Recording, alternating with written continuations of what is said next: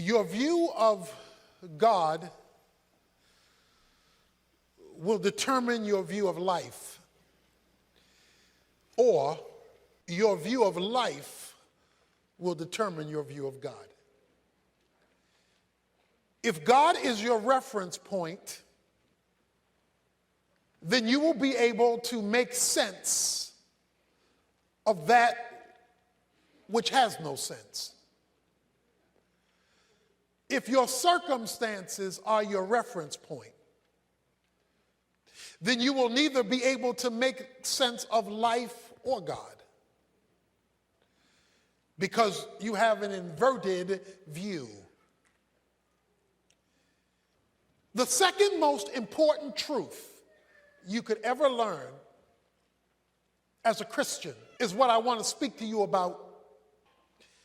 I say the second because the first thing that you need to learn is salvation by faith in Christ. Becoming a Christian is the first thing.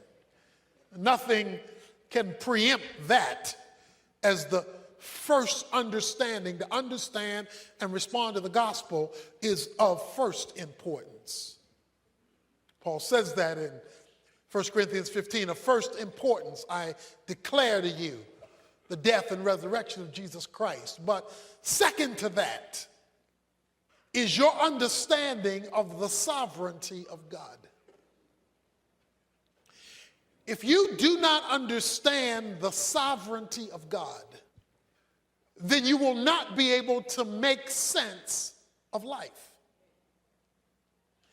Most of us have lived long enough to know that life throws curveballs.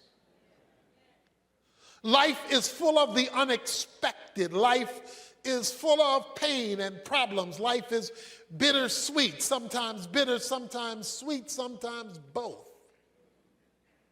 Your view of, and therefore response to, the sovereignty of God will determine your ability to cope with the confusion of life. Let's make sure we're on the same page. Let me define for you what I mean by the sovereignty of God. I'm simply saying that God is the absolute ruler and controller over all of his creation.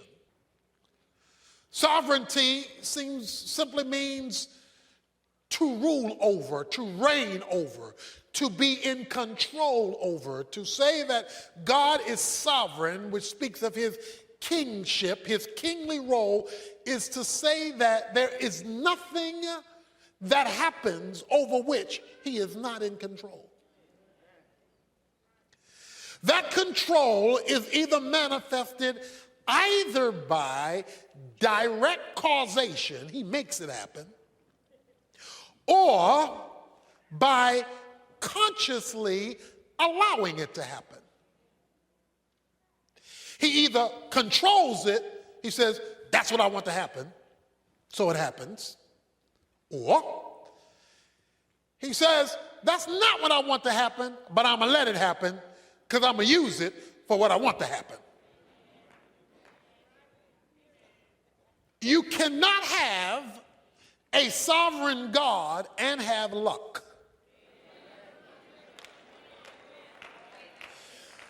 You cannot have a sovereign God and have chance. You cannot have a sovereign God and have fate. Because that means those terms refer to things happening haphazardly, with no order to them, with nothing in control. They just show up. God's sovereignty says that things don't happen, things are under control when they're out of control. Or I like the way Ephesians 1:11 says it, that God does everything after the counsel of his own will. Everything.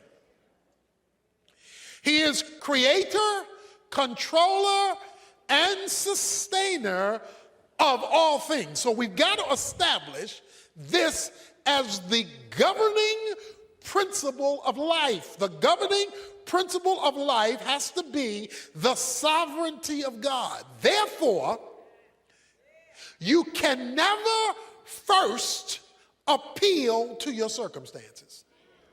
If God is sovereign and you're not sovereign, that means your circumstances are not sovereign.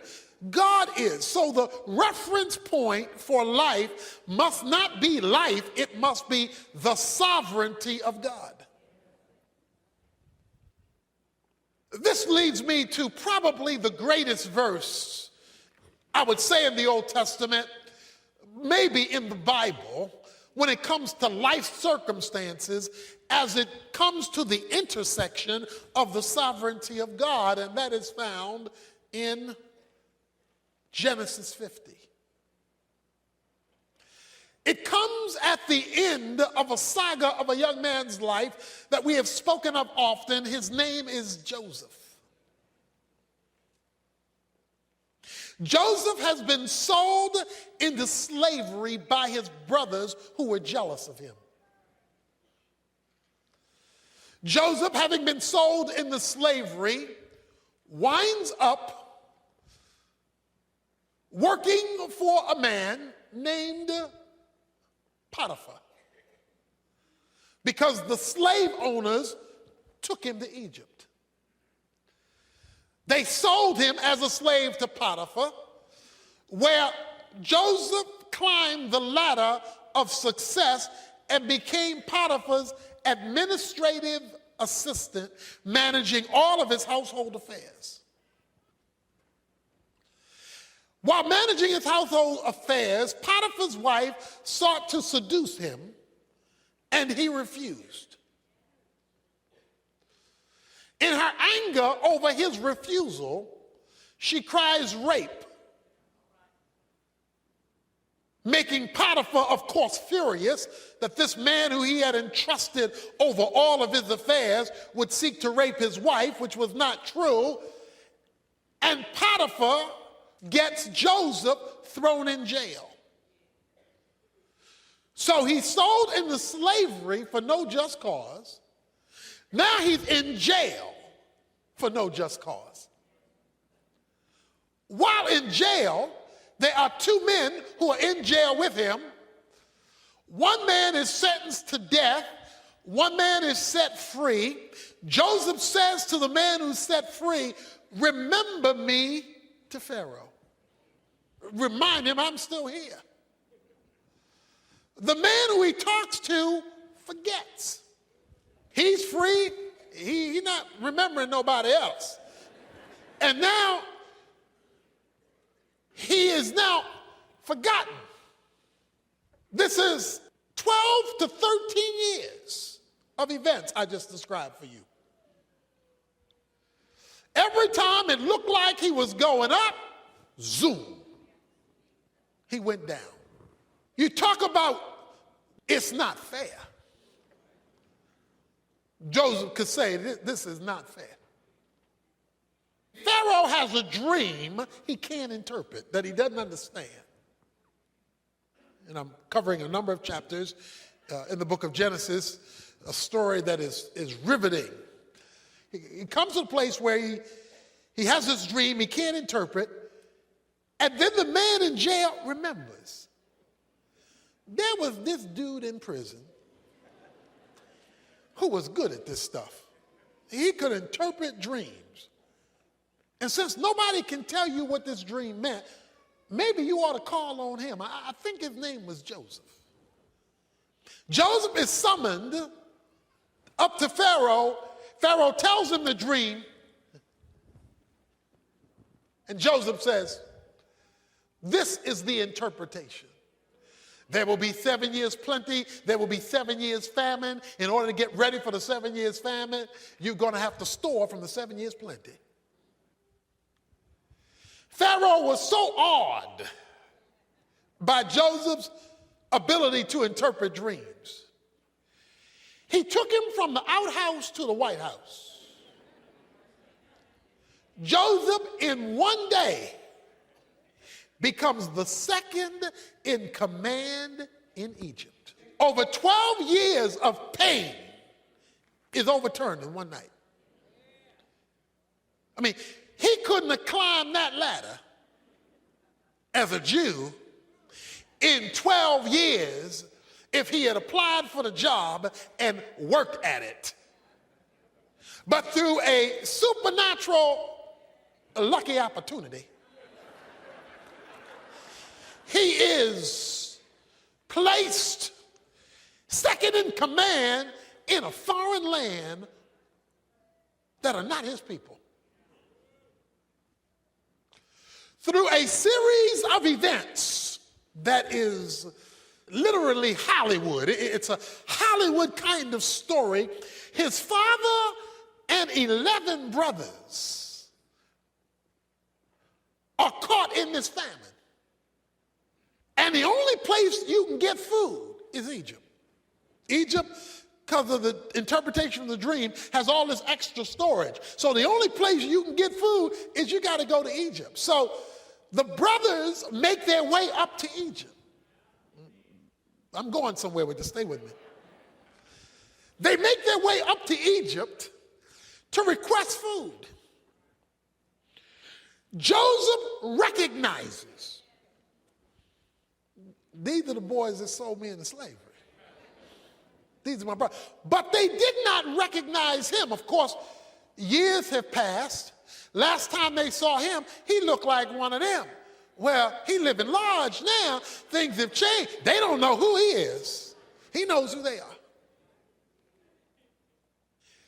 Joseph does a number of things in the story to force them not only to come for food, but to come back. One thing he did was say, well, you leave your younger brother with me. By the way, how's your father doing? So he getting all the info, all the intel. The brothers come back. They are gathered in the room with him. Joseph must say, hold on for a minute. And he turns aside and goes outside and weeps. He's bawling like a baby. In fact, 5 times in the story of the saga with Joseph and his brothers, it says, and he wept bitterly. A lot of reasons for the tears. One, seeing his brothers again. One, remembering what they did. I mean, it was a whole series of events. In chapter 45, you have to turn there yet. I'm going to show you something there in a moment.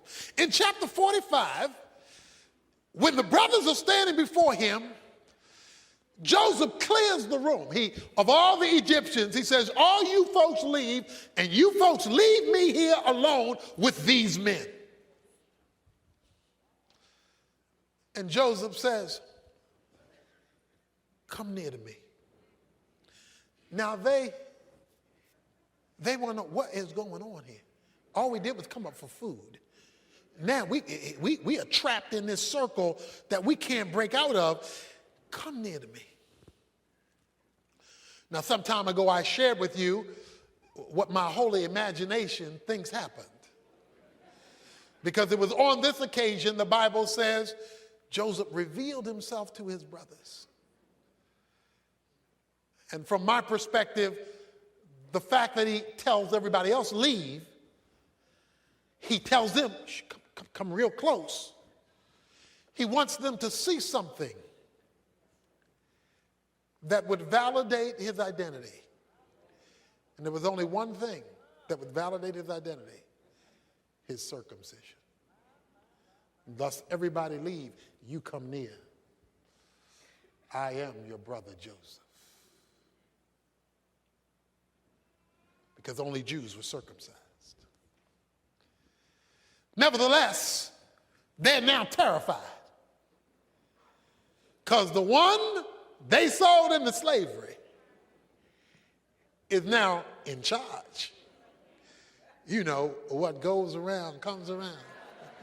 It ain't over till it's over. In chapter 50, the brothers saw that their father was dead. Jacob is now dead, the father. And they are terrified. What if Joseph should bear a grudge against us and pay us back in full for all the wrong we did to him? What if?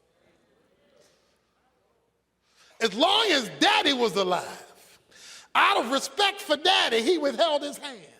But now daddy ain't here to hold him back. What if he now is going to get even? So they concoct a story. They make up a story in verse 16. Said, your father charged before he died. Daddy told us to tell you. Please forgive, I beg you, the transgression of your brothers and their sin, for they did you wrong.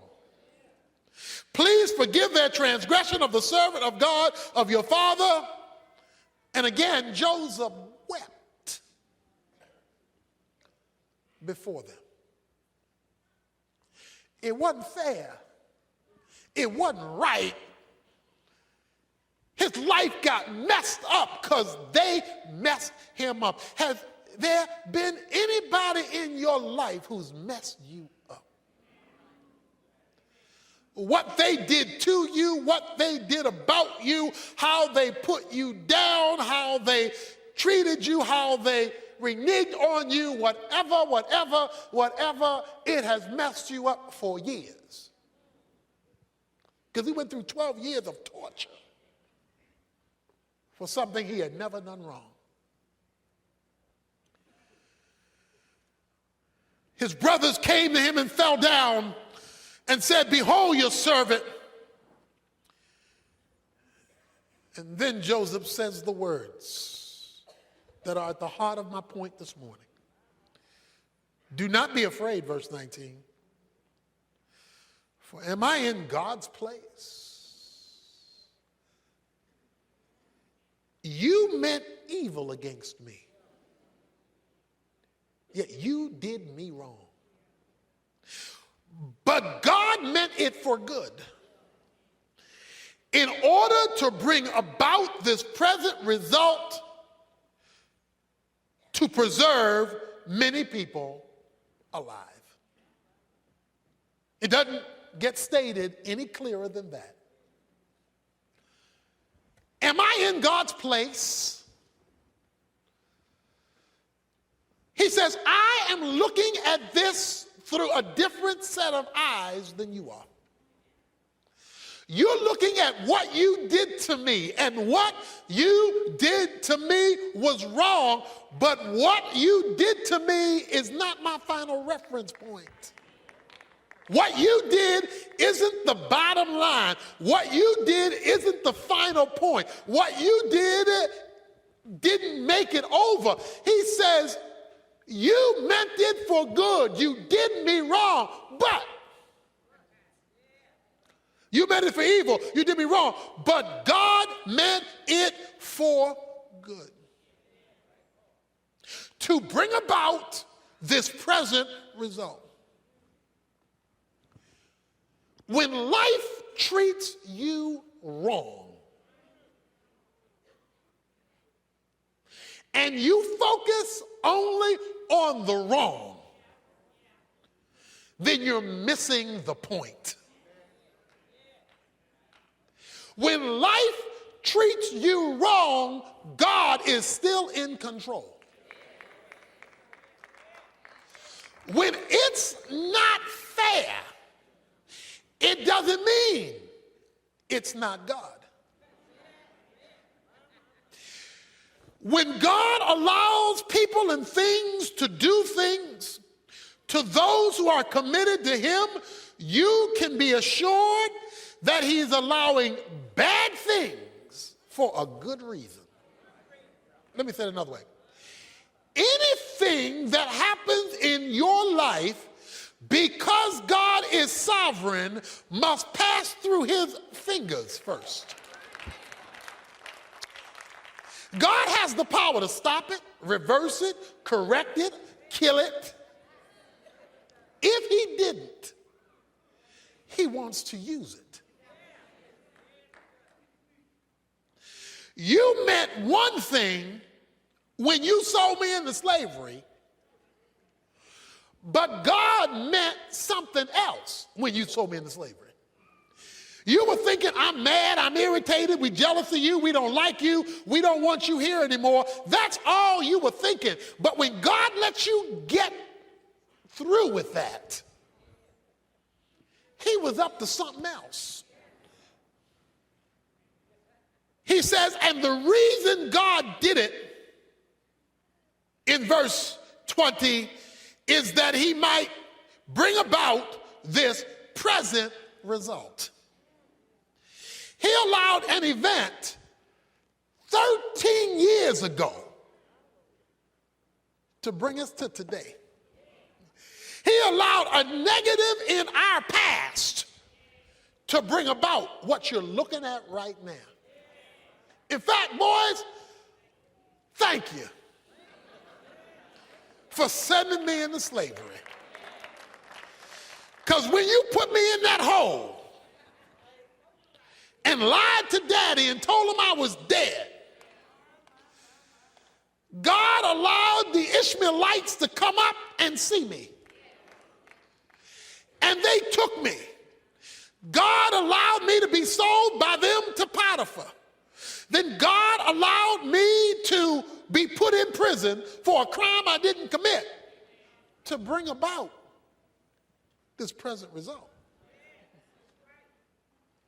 And he says, and to save the life of many. When you read the life of Joseph, there is a phrase that follows him all through his life. And the phrase is simply, and the Lord was with Joseph. He gets accused of a crime he doesn't commit, and guess what the phrase is? And the Lord was with Joseph. He gets thrown into prison, and the first phrase you read when he gets thrown into prison is, and the Lord was with Joseph. How can the Lord be with me when all hell is breaking loose? How can the Lord be with me when I'm getting buked and scorned and talked about show as you born? How can the Lord be with me when I've lost my job? How can the Lord be with me when my friends turn their back on me? How can the Lord be with me when my finances aren't where they ought to be? How can the Lord be with me? The Lord can be with you when things are against you, because God is looking at where you're going, not where you are.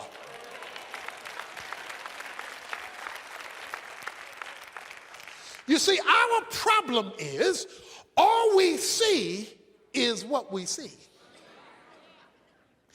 And if what we see we don't like, then our first question is to indict God, where are you? Unless you understand God is sovereign and that he controls all things, either by determining them or by allowing them for a greater purpose, you're going to be stuck where you are. You're going to be bitter and you're going to be angry. God is so big. Let me tell you how big God is. The Bible says that God holds the world in the span of his hand. Now, the span of your hand is simply to open your hand and to measure the distance from your thumb to your pinky. That is the span of your hand. He wants you to know how big God is. He says God is so big that the whole world fits between his thumb and pinky of one hand. Now, if the whole world fits between the thumb and pinky of God, he don't need his arm, he don't need to grab it, he don't need his feet to hold it up, he don't need all that. All he needs is one hand, and the whole world fits there. See, what we have to understand is God is bigger than the sum total of his creation. He is not part of the creation. He is bigger than the creation. However, he is involved in the detail. This same God who controls everything from the palm of one hand is the same God who doesn't miss a sparrow when it falls to the ground. So he is big enough to run everything and yet detailed enough to miss nothing. He did not miss what happened to you. But because Joseph had a view of God that transcended his circumstances, he could interpret his circumstances in the light of who God was. And God is so big that his plan can incorporate bad.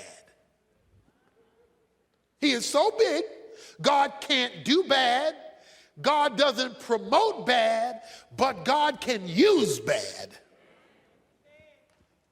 for his plan. One of the proofs or tests of your spirituality is whether you see the hand of God when you're looking at the hand of man. I hope you didn't miss that. One of the tests of your spiritual progress is whether you see the hand of God when you're looking at the hand of man, especially when the hand of man is negative. Yeah, you get your praise on when the hand of man is good. Because then you're seeing, well, that must be the hand of God. But when the hand of man is bad, if you are a spiritual person, you're watching the hand of God, using the hand of man in its evil, in spite of its evil. Joseph was confident in the plan of God. Look at chapter 45. Verse 4, then Joseph said to his brothers, please come closer to me.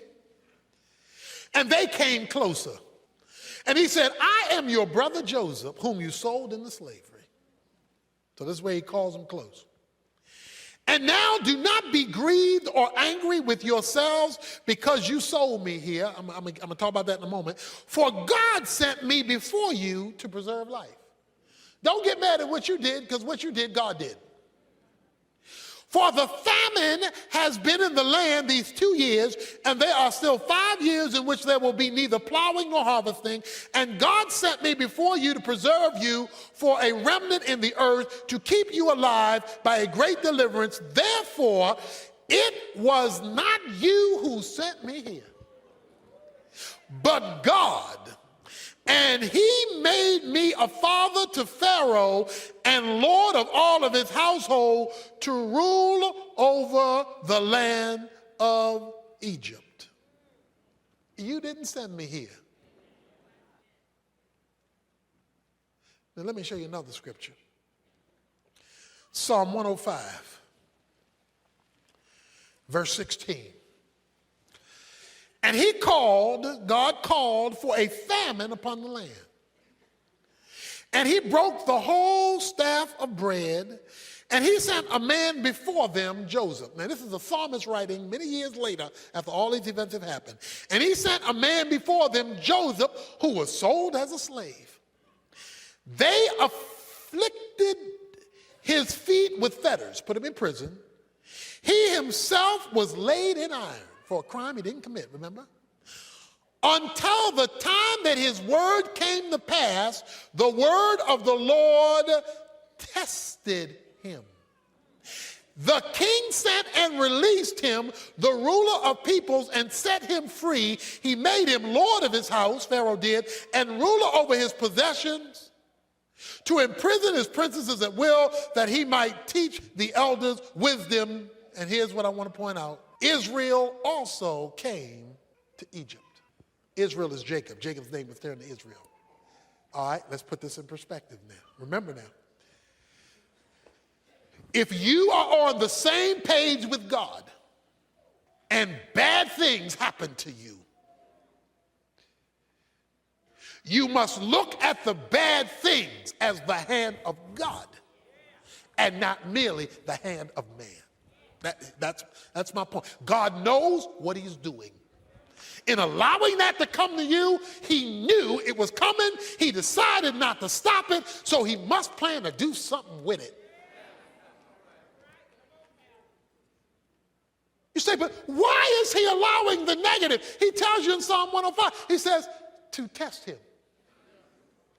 Joseph, you talking about all that, I trust in the Lord? You say you believe in me, you have confidence in me. Let's see.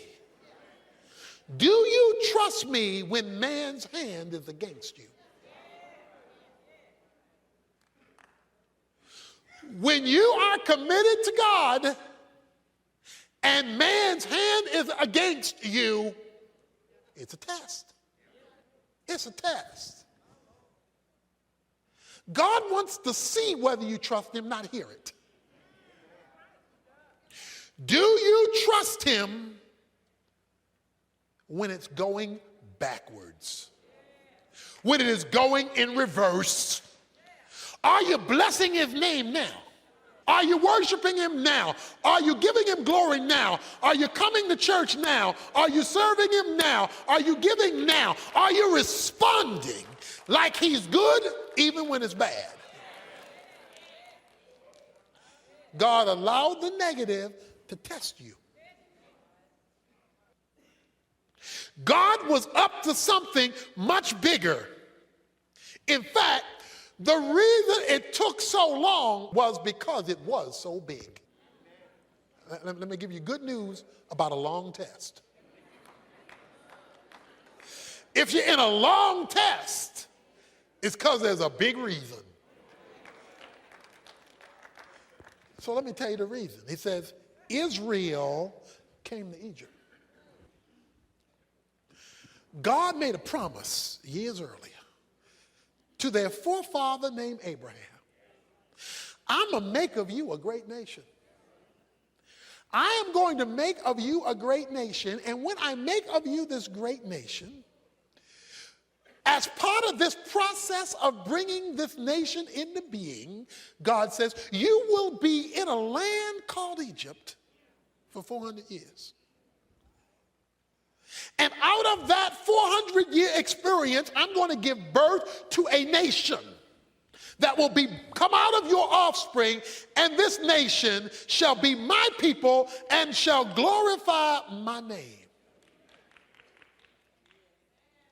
That goes way back. That's what Joseph's great-granddaddy. That's way back. Question is, how was God going to keep his promise?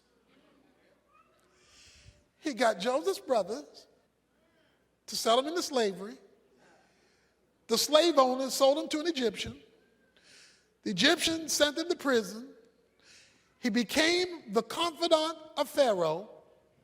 He's the only one who could supply the food, which brings his 11 brothers up to Egypt. While they are now living in Egypt, they become the children of Israel, expanding in Egypt. So guess what? God used the negative in one man's life to keep a promise about the building of a whole nation. Joseph went through deep waters because God was doing a whopping thing. When your waters are deep and they're lasting long, get your praise on. Because he's preserving something, he's building something, he's doing something. The problem is only spiritual people see this. The carnal are complaining. The carnal are cussing and fussing and rebelling. The carnal are spending all day asking why rather than spending time giving thanks in everything.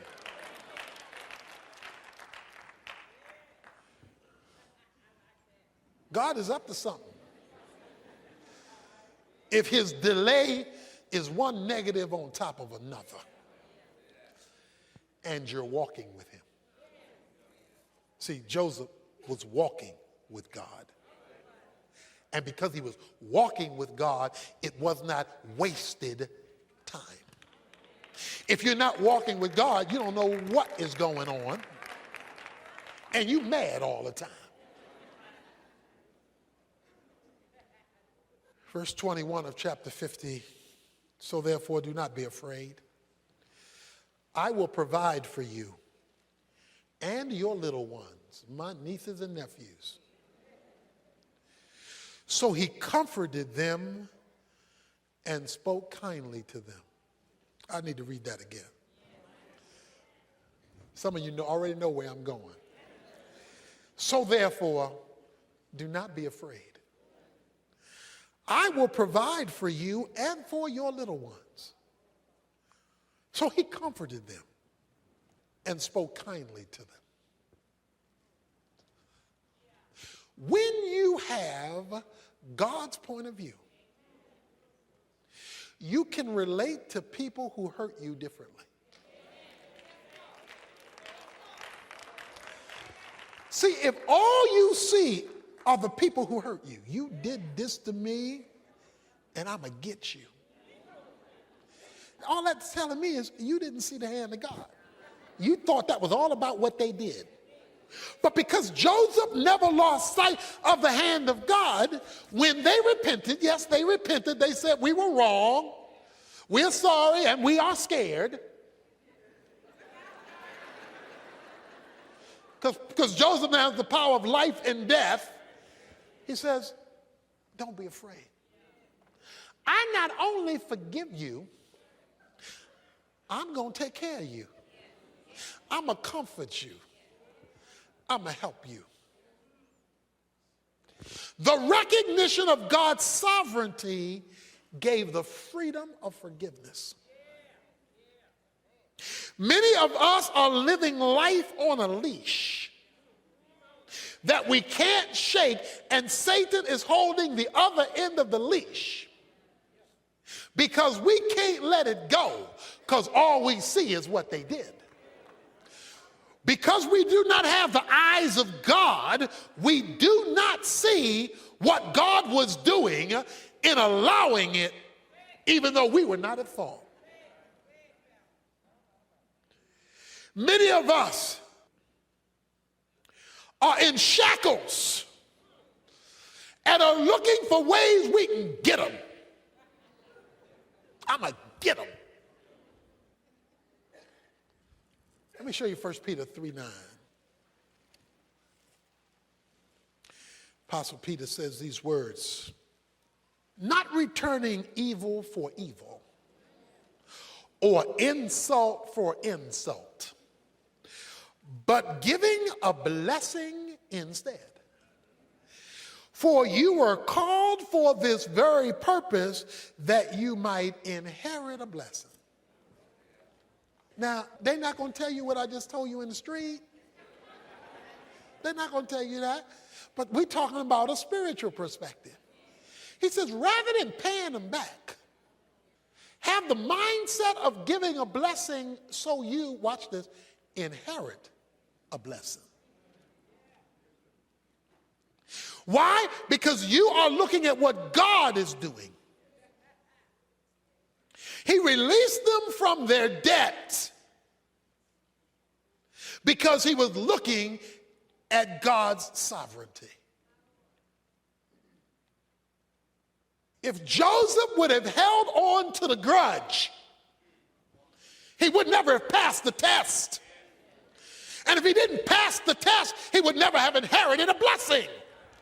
He inherited a blessing because he passed the test.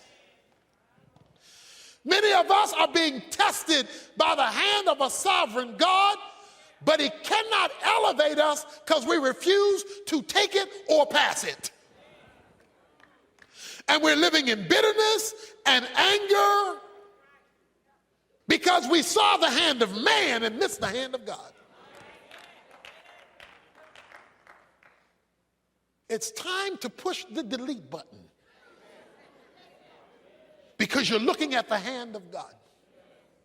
It's time to set somebody else free so you can be set free. because you're looking at the hand of God. You're not stuck with the injustice because God is up to something.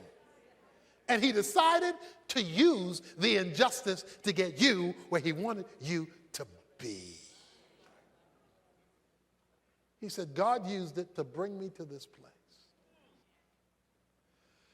One of the reasons that I'm in Dallas today is a broken leg in a football game. A small thing, a broken leg in a football game. Pow! Broke my tibia and fibula in a football game. Taken to the hospital. Emergency surgery. I remember laying on the football field when this hit came. I was hit with a crossbody block after intercepting a pass. By the way, I held on to the ball.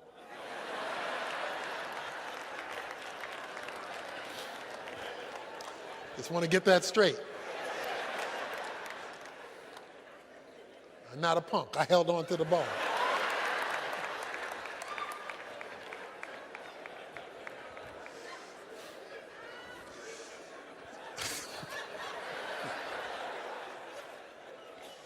I'm laying out on the field, and I will never forget it. I remember saying, as I laid out on the field, not my will, but thy will be done. Because like football was everything to me. I mean, I lived for football. But that produced a series of changes that led me to Bible college, where I met a professor who encouraged me to come to Dallas Seminary, where I met a professor who challenged me to start a church. And so we are here, as Joseph said, in this place. God wanted me in this place.